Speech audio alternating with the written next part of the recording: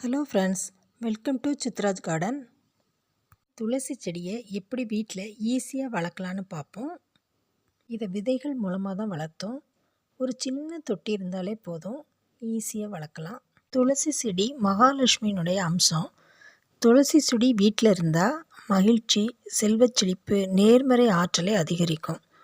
துளசியில் ராமர் துளசி, கிருஷ்ண துளசின்னு 2 வகை உண்டு. இதை நாங்கள் தோட்டத்து மண்ணில் தான் வச்சுருக்கோம்.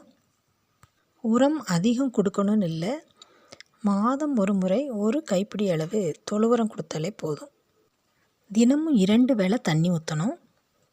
மண் ஈரப்பதமாக இருக்கணும். இதில் பூக்கள் வந்த உடனே கட் பண்ணி விட்டுறணும். கட் பண்ணி விட விட தான் அடர்த்தியாக வளரும். காய்ச்சல், சளி, ஜலதோஷத்துக்கு துளசி கஷாயம் பயனுள்ளதாக இருக்கும். வீட்டில் வாஸ்து தோஷம் இருந்தால் அதை நிவர்த்தி செய்யக்கூடிய சக்தி இந்த துளசி செடிக்கு உண்டு. வீட்டில் இருக்கும் மொத்த வாஸ்து பிரச்சனைகளால் வரும் கஷ்டங்களையும் இந்த துளசி செடி சரி செய்துவிடும்.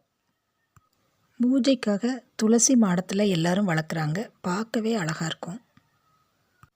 இதிலிருந்து கட் பண்ணி எடுத்த பூக்கள், இலைகளை பூஜைக்கு பயன்படுத்தலாம், மருத்துவத்துக்கும் பயன்படுத்தலாம். காஞ்ச இலைகளை துளசி செடியில் உரமாக அடியில் போட்டுடலாம். 4 துளசி இலையை தினமும் சாப்பிட்டு அந்த சாறை முழுங்கி வந்தாலே போதும், எந்த பிரச்சனையும் வாழ்நாள் முழுவதும் வராது. சின்ன தொட்டிலே எவ்வளோ அடர்த்தியாக வளர்ந்துருக்கு பாருங்கள். நான் விதைக்காண்டி தான் கட் பண்ணாமல் வச்சுருந்தேன்.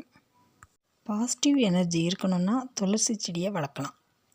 காற்றில் உள்ள கார்பன் டை ஆக்சைடை ஆக்சிஜனாக மாற்றி கொடுக்கு. ஒவ்வொரு வீட்லேயும் முக்கியமாக இருக்கக்கூடியது இந்த துளசி செடி. இத்தகைய மருத்துவ குணம் வாய்ந்த இந்த துளசி செடியை வளர்த்து ஆரோக்கியமாக இருப்போம். தேங்க்ஸ் ஃபார் வாட்சிங். இந்த வீடியோ பிடிச்சிருந்தா லைக் பண்ணுங்கள், ஷேர் பண்ணுங்கள், சப்ஸ்கிரைப் பண்ணுங்கள். வாழ்க வளமுடன்.